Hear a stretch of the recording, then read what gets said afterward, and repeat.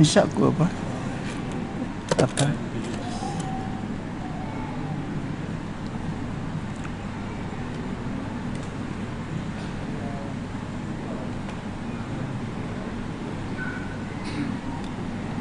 Dulu kan ada imam jaduk sejangkang tu. Berhenti dah? Jauh. Tak payah ambil orang jauh. Kena ada quarters. Alright lah.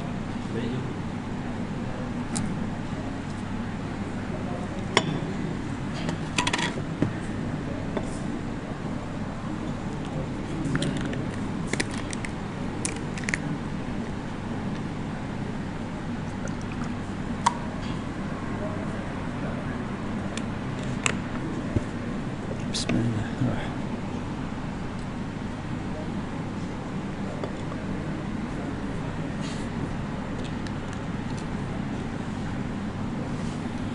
Assalamualaikum warahmatullahi wabarakatuh. Al-Fatihah. A'udzubillahi minasyaitonir rajim. Bismillahirrahmanirrahim. Alhamdulillahirabbil alamin. Ar-Rahmanir Rahim. Maliki yaumiddin. Iyyaka na'budu wa iyyaka nasta'in. Ihdinas siratal mustaqim. Siratal ladzina an'amta 'alaihim ghairil maghdubi 'alaihim waladdallin. Amin. Alhamdulillahirrahmanirrahim. Wassalatu wassalamu ala sayyidina Muhammad wa ala alihi wa ashabi ajma'in. Subhanaka la ilma lana illa ma 'allamtana innaka antal alimul hakim. Rabbi shrah li sadri wa yassir li amri wahlul 'uqdatam min lisani yafqahu qawli. Alhamdulillah, tuan ibu sekalian, marilah kita sama-sama syukur kepada Allah Ta'ala kerana dapat berada majlis ilmu. Dan kita masih bercakap tentang persoalan tentang kematian. Saya baca kitab ni pada 1 bulan 8 tahun 15. Berapa tahun dah? 1 bulan 8 tahun 2015. Tak habis-habis sebab akhirat cerita panjang. Khalidina fiha, kekal sampai bila-bila. Ibu sekalian, kita kena dakwah kepada keluarga kita khususnya tentang akhirat. Nabi sebut satu hadis, balighu anni walau ayah. Sampaikan dariku walaupun satu ayat, kena sampaikan. Kalau kita tidak ustaz, kena sampaikan juga. Kalau Nabi sebut sampaikan kepada orang tak datang, boleh jadi orang kedua dengar lebih faham daripada kamu dengar kali pertama. Gitu. Dan antara benda yang nak cakap ialah tentang persoalan mati dan persoalan akhirat. Tuan sekalian, disebutkan dalam hadis sejarah, Sayyidina Osman bila duduk majlis ilmu yang Nabi sampaikan, balik rumah dia panggil isteri dan anak dia. Tadi Nabi cakap amai ini. Masa dia sampai pada keluarga, dan akhir sekali dia kata, Allahumma syahad, ya Allah, kau disaksi apa aku buat untuk keluarga aku. Tuan-tuan ibu sekalian, apa cerita pasal akhirat ni? Banyaklah.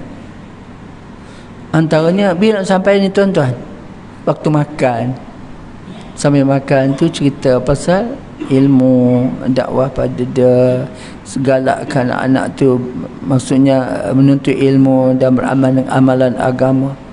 Banyak cerita pasal akhirat. Pertama sebutkan tuan-tuan sekalian, Nabi sebut satu hadis, saya sebut selalu dah, tapi nak ingatkan tuan-tuan. Nabi kata ada dua dosa dibalas dunia sampai balasan di akhirat. Ada dua dosa dibalas dunia sampai balasan di akhirat. Dosa zalim kepada orang dan durhaka kepada ibu dan ayah. Kan cerita pada anak, jangan tinggal sembahyang. Sia-sia hidup kau tinggal sembahyang. Semua amal lain tidak diterima sebab tinggal sembahyang. Kenapa? Tiang tu tiang agama, sembahyang tu tiang agama. Bila tiang sudah tiada, tak adalah bangunannya. Tak masuk kursi, meja, TV macam mana? pastikan anak kita semayang full time 5 waktu di awal waktu, berjemaah. Subuh wajib datang masjid, wajib datang surau. Masya Allah. Ketiga, tuan ibu sekalian, nak sebutkan di samping kita semayang full time tu, cakap pada anak-anak, banyakkan semayang sunat. Kenapa? Semayang kita tak sempurna, maka semayang sunat menampung fardu yang tidak sempurna tu. Besok akhirat amalan pertama kita semayang fardu kita. Aku tak semayang masuk neraka sakar. Kalau semayang tak sempurna, Allah kita tengok semayang sunat yang kita buat. Apa dah? Baik, yang keempat. Yang keempat, tuan-tuan sekalian, nak cakap pada anak, rajin-rajin beramal sewaktu kita muda ni. Semayang waktu 5 waktu tu fardu lah. Banyak amal apa? Amalan-amalan sunat. Baik, saya sebut dulu tuan-tuan apa Nabi pesan pada Abu Darda, sahabat dia. Abu Darda, setiap hari jangan lupa semayang witir dan semayang duha. Dah tambah lagi puasa sunat sebulan 3 hari. Buatlah tu, istiqamah sampai bila-bila. Baik, nak sebutkan tuan ibu sekalian, ibadat sunat ni yang nak diistiqamah. Sebab Nabi sebut satu hadis, bila sampai satu ketika nanti kita dah tua, tak larat datang masjid, datang surau. Rumah saya di Kelang tuan, di Masjid Sungai Pinang tu naik tangga. Naik tangga. Ramai tak pergi dah sekarang sebab tak boleh naik tangga. Cari masjid yang tak ada tangga, Masya Allah. Itulah, bila kita semakin tua, kita tak mampu buat macam zaman kita muda. Itulah, bila kita mengaji, kita faham, ada ilmu, kita beramal. Masa muda kita beramal, masa tua tak mampu dah sebab kita tak ada tenaga, tak ada stamina. Masya Allah, sakit yang teruknya kalau kena stroke baring 5 tahun, Masya Allah.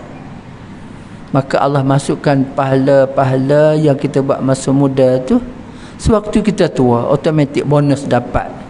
Kenapa? Masa muda dia beramal. Masa muda dia beramal. Jadi bila tua tak mampu buat dah, maka Allah masukkan pahala masa muda sewaktu kita tua. Dan Allah tak ambil kira dosa-dosa kecil yang kita buat. Baik, lagi tuan-tuan sekalian, nak sebutkan kena kurangkan dosa sesama manusia. Antaranya dosa lidah, mengata orang, fitnah, mengumpat, berbohong, batu api. Masya Allah, ini boleh jadi amalan kita tiris. Sembahyang juga mengata orang hebat juga. Tu bocor lah tu amalan tu. Dikurangkan dosa-dosa begitu, tuan-tuan sekalian. Kalau berdosa, tuan-tuan, pastikan kita maafkan. Kita minta maaf pada orang tu, kita berdosa dengan dia semasa di dunia. Buat dosa orang, minta maaf di dunia. Kadang-kadang tuan-tuan, kita perli kawan, kita rasa perli itu biasalah kan, tapi dia terasa tu dia marah kat kita, minta maaf dengan dia. Cuma risikonya tuan ibu sekalian, itulah di akhirat besok. Jangan kita jadi bankrupt. Kenapa? Masuk neraka dosa orang lain. Kenapa? Banyak dosa dengan orang di dunia. Jadi akhirat besok dia akan jumpa, kita pahala pada kita.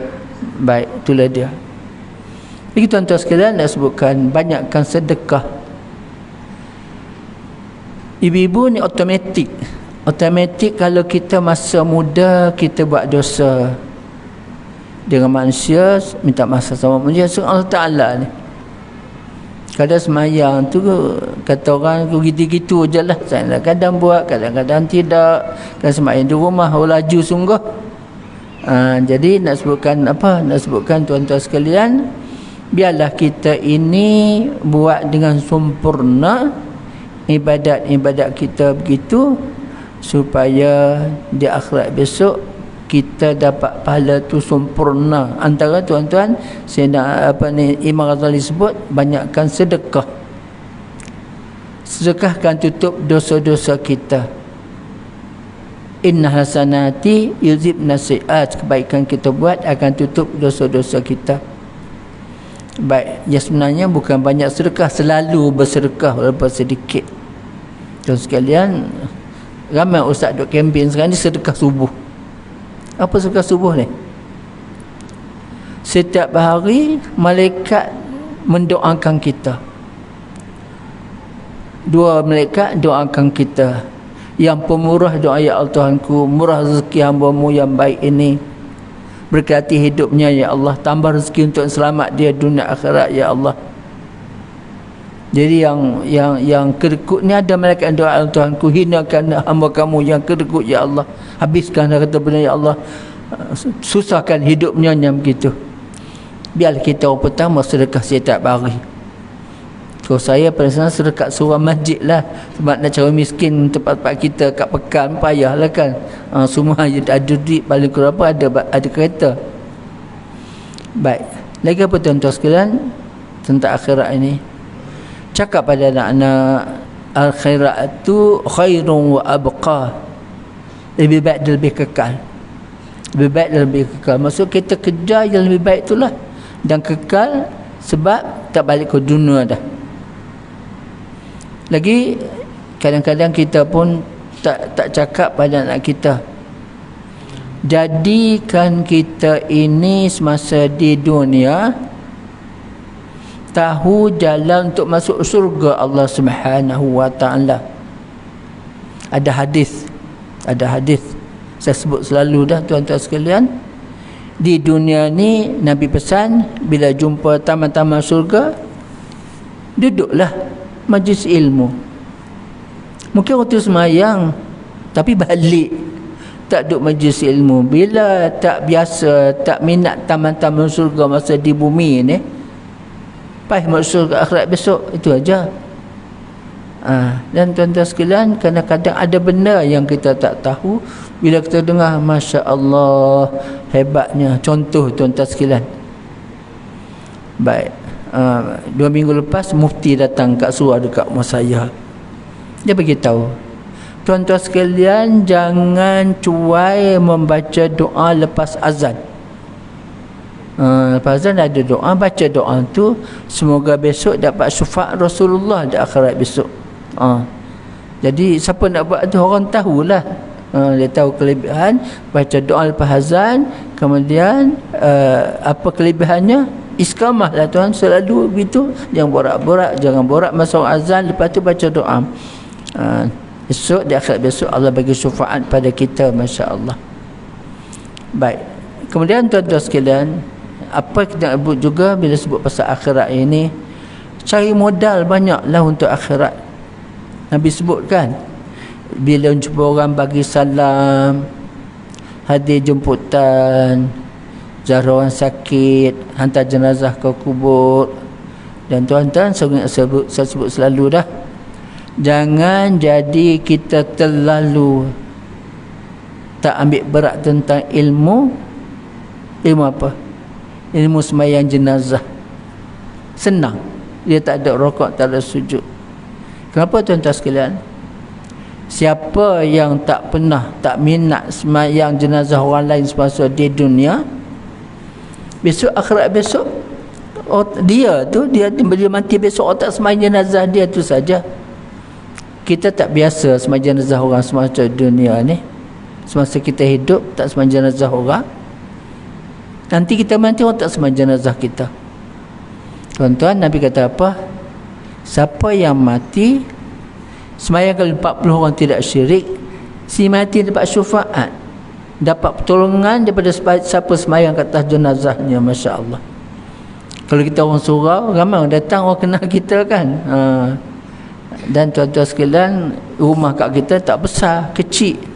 Jadi sembahyanglah di masjid, dekat masjid, supaya di masjid ni tempatnya luas, sebab wuduknya banyak. Kalau di kampung-kampung saya tak suka pasal apa? Nak ambil wuduk. Wuduk paip di rumah satu aja, dalam rumah payah. Di paip di masjid ni banyak. Ambil wuduk senang. Kau di rumah tu lepas satu-satu berubuk ambil wuduk. Tunggu, dah siap dah wuduk, ada lagi 2 orang. Abah dia siap semua wuduk, ada lagi 4 orang lambat. Selamat.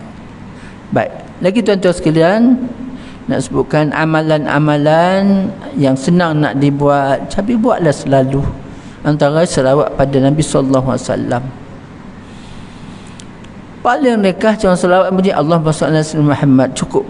Allahumma salli ala Muhammad wa ala Muhammad. Baca 1000 kali sehari, 10 minit. Saya sebut tuan-tuan, bila nak baca ni? Lepas sembahyang subuh jangan balik, duduk ketika sembahyang 10 minit ke, ataupun tak sempat lepas zuhur, pastikan tuan-tuan selawat 1000 kali sehari. Satu selawat dapat 10 kebajikan, dapat syafaat Nabi sallallahu alaihi wasallam, insya-Allah. Baik, itu antara sebahagian nak sebutkan tentang dakwah untuk mati, cerita pada anak kita, keluarga kita, benda-benda supaya dia faham, insya-Allah. Baik, tuan-tuan sekalian, saya pernah sebut sebelum ni, saya kata apa, redha Allah, redha ibu bapa. Kita ni kena redha, maafkan dosa anak kita walaupun kita benci kat dia. Kasihan dia tak masuk surga anak kita tu. Tuan-tuan sekalian, ada satu cerita berlaku zaman Nabi SAW. Ada seorang nama Alqamah. Alqamah tuan-tuan ahli ibadat, dia sahabat Nabi. Dan mengikut ceritanya, mak dia cari perempuan untuk dikahwinkan kepada Alqamah. Lepas kahwin, Alqamah pindah rumah, duduk rumah lain bersama isteri dia. Lepas kahwin jarang pula ziarah mak dia. Mak dia kecil hati, kenapalah tak datang lepas pindah rumah, sayang sangat pada isteri ke, Masya Allah. Masih Alqamah tuan-tuan, ibu-ibu dia apa ni, ialah dia sakit dan meninggal awal sebelum mak dia meninggal dunia. Bila sakit tu tenat, sahabat-sahabat aja dia mengucap Alqamah ni. Alqamah tak boleh mengucap, panggil Rasulullah. Rasulullah, kami ajar mengucap, dia tak boleh mengucap. Rasulullah datang, mesti ada sebab. Mesti ada sebab kenapa tak boleh mengucap. Sedangkan dia sahabat Nabi. Rasulullah kata, pergi panggil mak dia datang. Sahabat pergi panggil mak dia tak mau datang. Rasulullah, mak Alqamah tak mau datang di sini Rasulullah. Pergi lagi sekali cakap pada mak dia, kata Rasulullah kirim salam, datang juga jumpa Alqamah. Baru datang orang tua tu hege-hege datang, Masya Allah. Rasulullah tanya pada dia, makcik ada apa-apa masalah Alqamah ke? Tak ada apa Rasulullah, kadang-kadang kecil hati tu aja, bukan marah tu anak kan. Kenapa? Lepas dia kahwin jarang ziarah saya, kecil hati lah orang tua ni kan. Akhirnya Rasulullah kata, maafkanlah dia. Tak maaf apa Rasulullah, dia bukan buat dosa pun, kecil hati gitulah, saya sayang kat dia. Jadi Nabi maafkanlah dia, walaupun itu kecil hati, bukan dosa besar, bukan curi duit apa pun kan, bukan dia zalim pada mak, tak ada, kecil hati begitulah. Kata ibu dia, tak maulah Rasulullah, bukan apa pun. Akhirnya itulah Alqamah tak boleh mengucap. Rasulullah kata, wahai sahabat sekalian, cari kayu api, kita bakar Alqamah. Masya Allah. Nabi acah je tu, cari kayu api, bakar Alqamah. Mak dia nangis, Rasulullah, kau nak bakar jantung hati aku Rasulullah, tuan aku Rasulullah. Dia kata, ibu, dia tak boleh mengucap, maafkanlah dia. Barulah barulah mak dia, aku maafkan Alqamah. Nabi tak puas hati sebab keras sangat perempuan ni. Masya Allah, mak dia Alqamah keras sangat. Rasul kata, Bilal, pergi ajar mengucap. Bila jumpa Alqamah, cakap ajar la ilaha illallah, baru boleh mengucap, dan mati lepas tu. Tuan-tuan, ni ilmu mengucap ni saya sebut dulu. Nabi kata apa? Laqinu mautakum la ilaha illallah. Ajar orang nak mati dengan kamu tu, dengan kamu tu dengan la ilaha. Ajar, bukan suruh. Ajar. Ayah sebut la ilaha illallah. Dia kata ayah mengucap, dia terpinga-pinga kerana ingatan tak ada. Ajar, lakinu, ajar dia. Baik. Lepas tu, lepas Alqamah mati, Rasul kata, wahai sahabat Ansar dan Muhajirin sekalian, jadikan Alqamah ni sebagai pengajaran kepada kamu sekalian. Jangan ada di antara kamu yang sayang isteri lebih pada sayang mak dan ayah. Itu dahaka namanya. Masya Allah, tuan-tuan, di akhir zaman ni kadang-kadang gitulah anak-anak ni. Dia berkawan masa di sekolah lagi, masuk universiti kawan lagi. Kita ada calon lain, dia nak kawan, dia berkawan dah 7 tahun. Bila marah tak kami, dia lari sampai salah tantai. Itu cuma derhaka lah tu. Masya Allah. Baik, tuan-tuan sekalian, itulah jadikan pengajaran. Saya sebut selalu, bercari menantu ni, menantu perempuan, kena cakap contohlah nak mampus. Okeylah, Zaitun contoh. Zaitun, makcik nak cakap ni, bila kahwin nanti, ingat suami awak Azman tu kena sayang mak dan ayah lebih pada sayang kau. Kalau suami sayang bini sayang mak, itu durhaka namanya. Kamu kena faham lah tu. Kena ingatkan suami awak tu. Setiap kali raya nak balik rumah isteri dia kat Kuala Lipis, contoh kan, kita rumah Kak Muar, asyik pergi rumah dia, mak isteri, sebab saya isteri sangat. Jangan begitulah. Saya itu, jadi pastikan isteri itu dapat ingatkan suami apa sepatut dibuat kan. Kadang-kadang itulah, di rumah mak tu dah 3 bulan mentul terbakar, tak repair, tak ganti pun, sampai begitu tak ambil tahu tentang mak. Ini semua dosa-dosa yang kita kena ingat. Masya Allah. Cerita. Baik, saya tak sebut pasal akhirat, tuan-tuan sekalian. Ada satu sahabat, saya lupa nama dia. Dia baca doa, orang tak faham. Doanya apa? Allahumma ja'alni minal qalil, Allahumma ja'alni minal qalil, Allahumma ja'alni minal qalil. Dia apa? Ya Allah, aku jadikan aku di kalangan orang yang sedikit. Apa benda? Jadikan aku dari golongan mereka yang sedikit. Pasal doa gitu selalu lalu Amirul Mukminin tahu. Tanya orang tu, kau doa apa macam tu minta masuk dalam golongan yang sedikit tu? Maka orang tu cakap, Sayyidina Umar, Amirul Mukminin, kan Quran sebut wa qalilum min ibadiyas syakur, wa qalilum min ibadiyas syakur. Sikit sahaja hamba-Ku yang bersyukur. Sikit saja yang masuk surga, yang ramai masuk neraka. Aku masukkan sedikit tu yang masuk surga tu. Umar giling kepala, punya ada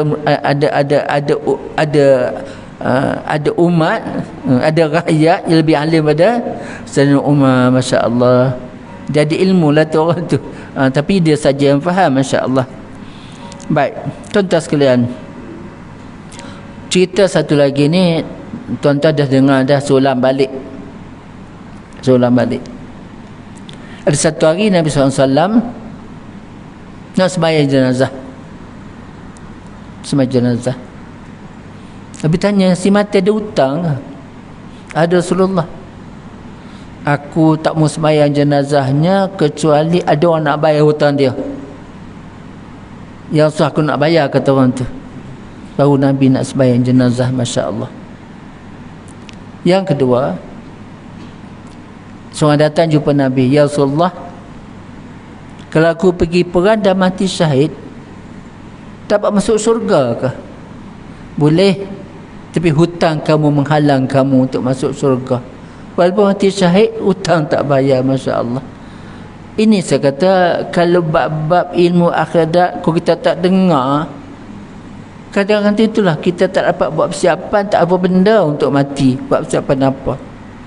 Cuma tuan-tuan sekalian nak sebutkan, saya sebut selalu, bila sahabat datang jumpa Nabi, nak buat apa bila ayah mati kan?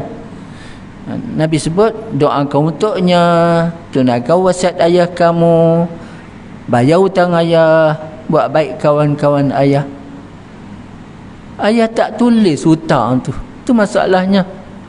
Jadi anak nak bayar macam mana? Pastikan tuan ibu sekalian, kena hutang kena tulis, anak bolehlah selesaikan. Aku tak tulis berat. Tuan-tuan sekalian, walaupun kita ni baik, bagi hutang pada orang. Bagi hutang pada orang baiklah kan. Tapi kita tak halalkan. Dah 10 tahun pinjam duit kita 500, biarkanlah. Aku halal. Halal tak apa. Kalau diam saja tak halal tuan sekalian, akhirat besok kena tunggu dia datang. Nak masuk surga tak boleh lagi untuk datang selesaikan hutang. Maafkanlah, halalkanlah. Nah, begitu. Yang kedua, ingat, bila berhutang jangan niat tak mau bayar. Bila berhutang jangan niat tak mau bayar. Baik. Kenapa? Ku niat nak bayar tapi tak sempat bayar, duit tak cukup, insya-Allah pasal niat tu ada, Allah akan selesaikan. Cara Allah Subhanahu wa taala tu. Masya-Allah. Baik, satu lagi pasal akhirat tuan-tuan sekalian. Ada satu hari ada orang cakap pada Saidina Umar, Umar, aku suka berkawan orang tu. Umar tanya dia, kamu pernah tak bermusafir dengan dia? Zaman-zaman dululah musafir, dari satu tempat. Ada satu cerita tuan-tuan sekalian, ada sahabat di Tekong musafir pergi ke Mekah naik unta. Mungkin jauh lah ke utara tu, di selatan Yaman tu, pergi ke Mekah naik unta di Tekong orang, masya-Allah. Baik, bawa bekal-bekal begitu.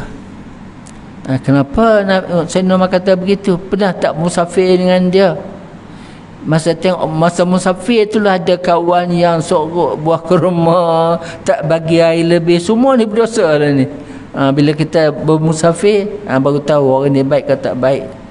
Bukan musafir pun, tuan-tuan sekalian, kalau di Mekah ada orang tu kan, masya-Allah, duduk dalam bilik aircon, ada seorang tu tak boleh dengan aircon, dia pening kepala.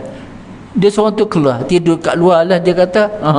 Yang tiga tidur dalam bilik, yang seorang tu tak boleh langsung berkompromi, masya-Allah. Itu penyakit lah. Bila kita tak ada ilmu, tak faham hubungan sesama manusia, masya-Allah. Baik, ni cerita musafir tuan sekalian. Bila sahabat-sahabat ni bermusafir dalam perjalanan ke Mekah tu, seorang di antara mereka tu meninggal dunia di luar Mekah. Tak sampai Mekah lagi, tak sebab buat haji di meninggal di luar Mekah. Sahabat sekalian, galilah kubur. Apa aja gali kubur masa tu kah? Apa dia cangkul apa, wallahu alam lah. Masya-Allah. Gali nak tanam ada ular. Masya-Allah. Gali kubur kedua pun ada ular juga, tak larat. Akhirnya ada seorang pergi ke Mekah, tanya orang alim kat sana apa nak buat. Sahabat kita ni mati nak tanam, ada ular dalam kubur. Dan seorang tu pergi jumpa, kebetulan jumpa apa? Sayyidina Abbas, sepupu Nabi, anak Abu Talib. Cerita gini-gini. Kata Sayyidina Abbas, tanam ajalah. Tanam ajalah, setiap kali kalau gali kubur ada ular. Tanam. Selesai segala yang lain tu buat urusan haji, selesai kemudian balik kampung. Balik kampung tu tuan-tuan sekalian, ada di antara sahabat yang ramai tu pergi hantarlah bajunya, jubahnya, kasutnya kepada keluarga yang meninggal tu. Ditanyalah, ayah kamu dulu kerja apa, dia buat apa benda dia buat. Nak cerita pasal ular dalam kubur tu. Kata dia, kita ni keluarga penjual makanan. Kalau kita ada orang tu buat, ada rumah pagi-pagi ada pondok jual kuih, nasi lemak begitulah. Kami ni keluarga penjual makanan, kata isteri orang tu. Apa yang kami jual, itulah kami makan. Betul lah tu. Kata saudara, biasa suami saya tu kadang-kadang kita makan tak habis, dia jual balik. Jadi itulah dosanya, dosa tipu pelanggan. Jadi tuan-tuan sekalian, kalau rasa tak boleh buat baik dengan pelanggan-pelanggan, jangan nak tipu lah. Itu kesan sampingan dosa sesama manusia berat sikit lah. Jual makanan yang telah dimakan tak habis, jual, akhirnya itulah tak sampai tak masuk, tak sampai akhirat lagi, tak sampai pada masa lagi tu, baru dalam kubur dah dahula. Masya-Allah. Tu dah baik. Tu mukadimah nak cerita pasal akhirat dan sebagainya. Baik, kita sambung balik tuan-tuan sekalian tentang apa nak buat kalau kita berada di umur panjang. Tuan ibu sekalian, kalau kita takut mati, pastikan kenapa. Bila kita takut mati sebab amalan kita tak cukup, biarlah umur panjang untuk kita tambahkan amal. Banyak-banyakkan sedekah, tambah-tambahkan amalan. Kalau dulu buat 2 rakaat, sekarang jadi 4 rakaat kan. Dulu malas tahajud, buat tahajud. Pagi-pagi bangun pukul 4, tidur awal, bangun awal. Banyakkan amalan-amalan dan sebagainya. Takut mati sebab tak cukup amalan. Ya Allah, panjangkan umurku dalam ketaatan. Tapi ingat, jangan takut mati sebab tak mau mati. Kenapa? Nabi satu hadis, siapa yang tak ada cita-cita nak jumpa Allah, Allah pun takkan nak jumpa dia. Sebab tu kita bersedia untuk mati bila bermasa sebab nak jumpa Allah Subhanahu wa taala. Gitu. Sama hadis lain tu Nabi kata apa? Setiap orang akan masuk syurga kecuali mereka yang tak mau syurga. Rasulullah ada orang tak syurga, Rasulullah ada orang tak mau syurga, ada. Siapa tu? Orang tak ikut ajaran aku. Maknanya tuan-tuan, bila kita kena baca hadis Nabi, duduk majlis ilmu supaya kita dapat beramal sebanyak mungkin apa yang Nabi ajar untuk kita amalkan. Dan doa, ya Allah Tuhanku, jadikan aku hamba-Mu yang selalu beramal dengan amalan Rasul-Mu. Begitu. Masya Allah. Dan biarlah kita berhidup dan suasana ikut apa sunnah Nabi. Banyaklah zarah orang sakit bila makan tangan kanan. Kemudian adalah benda yang Nabi buat, dia kena tahu. Ada hadis Nabi untuk kita belajar. Dan kita Riyadhus Shalihin ada tentang amalan-amalan yang Nabi buat. Masya Allah. Baik.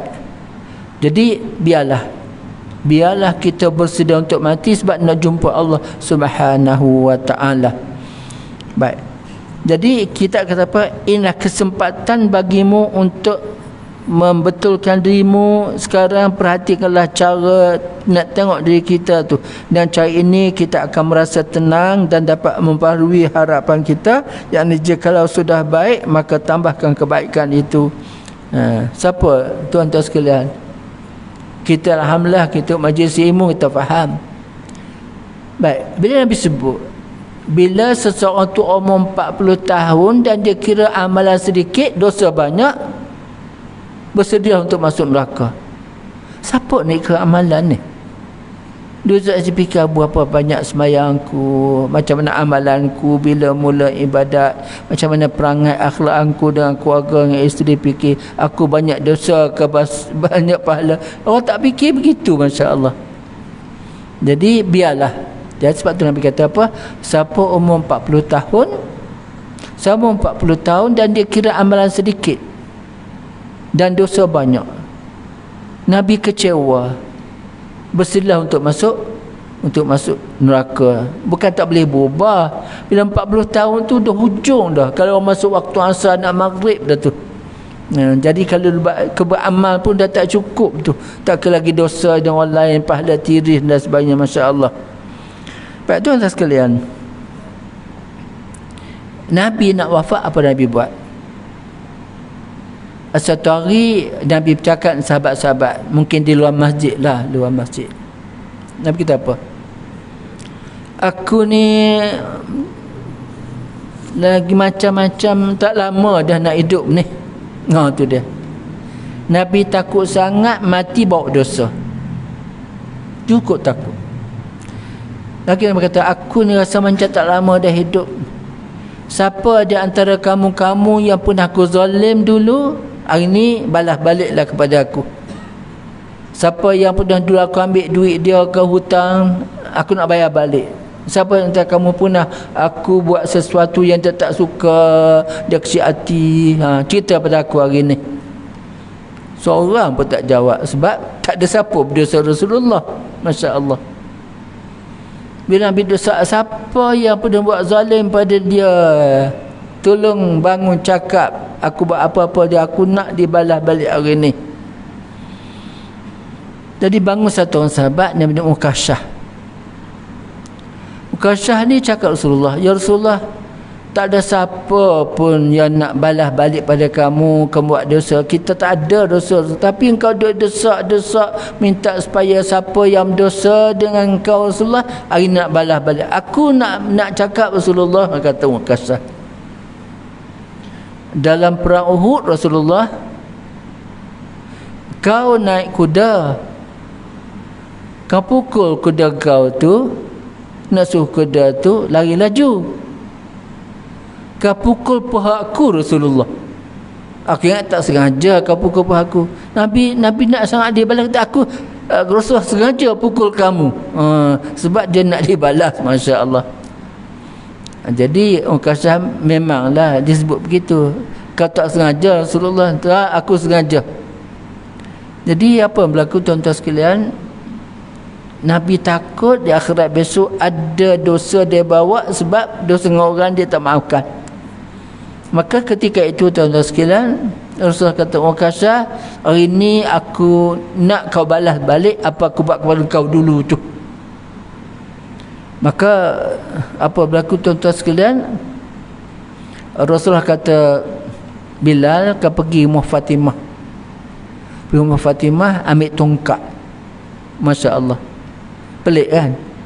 Jadi Bilal pergi rumah Fatimah nak ambil tongkat. Fatimah kata, ya, kenapa Bilal nak ambil tongkat apa?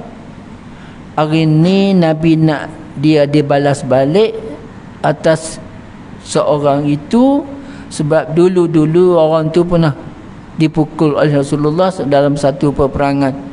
Masya Allah, sampai hati nak pukul Rasulullah, sampai hati orang nak balas balik pada ayahanda. Masya Allah. Pukul berapa tu jam tu? Tak apa, kita sambung cerita yang tak betul. Saya ingat dah 8 suku masuk insya. Baik tuan-tuan sekalian, jadi nak sebutkan bila tongkat tu Bilal bagi pada Ukasyah, Ukasyah ambil tongkat tu, dia cakap Rasulullah, semasa kau pukul aku dulu, aku tak pakai baju Rasulullah. Aku nak ni kau juga buka baju ya Rasulullah. Akhirnya Rasulullah buka baju, Ukasyah buang tongkat, dia peluk Nabi. Rasulullah, tak ada siapa pun sampai hati nak pukul kamu Rasulullah, tapi aku ingat kau pernah cakap, siapa yang tubuh bersentuh tubuh Rasulullah, dia akan masuk surga. Siapa yang tubuhnya bersentuh tubuh Rasulullah akan masuk surga. Dia cakap itu Rasulullah. Maka sahabat kata, untung kamu Ukasyah, untung kamu Ukasyah. Masya Allah. Ni tuan-tuan, kadang-kadang Nabi cerita pada sahabat, ada yang dengar, tidak dengar. Sebab tu satu cerita, orang tanya kepada Abdullah Mas'ud, Abdullah, doa apa yang paling banyak Nabi baca? Kata Abdullah, Nabi baca doa paling banyak, Rabbana atina fid dunya hasanah wa fil akhirati hasanatan wa qina azabannar. Mungkin orang lain tak tahu, seperti Ukasyah tu tahu, bila seseorang sentuh tubuh Rasulullah, dia akan masuk surga. Jadi dia tahu hadis tu. Sebab tu tuan-tuan, kita kena selalu dengar ada benda-benda yang kita kena buat sebab kita tahu. Wallahualam, kita sambungkan datanglah. A'udzubillahi minasyaitanir rajim. Bismillahirrahmanirrahim. Alhamdulillah hamdan yafin. Ya Rabbana lakal hamdu kama yanbaghi li jalali wajhika wa 'azimi sultanik. Wassalatu wassalamu ala Muhammad ajma'in. Allahumma aghnina bil ilmi wa zayyinna bil hilmi wa akrimna bit taqwa wa jamilna bil afiyah. Rabbana atina fid dunya hasanah wa fil akhirati hasanatan wa qina adzabannar. Walhamdulillahi rabbil alamin. Subhanallah bihamdihi, subhanakallahumma wa bihamdika, la ilaha illa anta, astaghfiruka. Bismillahirrahmanirrahim. Al-'asr. Innal insana fi khusrin illa alladhina amanu bis-solihati wa tawasaw bil haqq wa tawasaw bis sabr. Sadaqallahu azim. Assalamualaikum warahmatullahi wabarakatuh.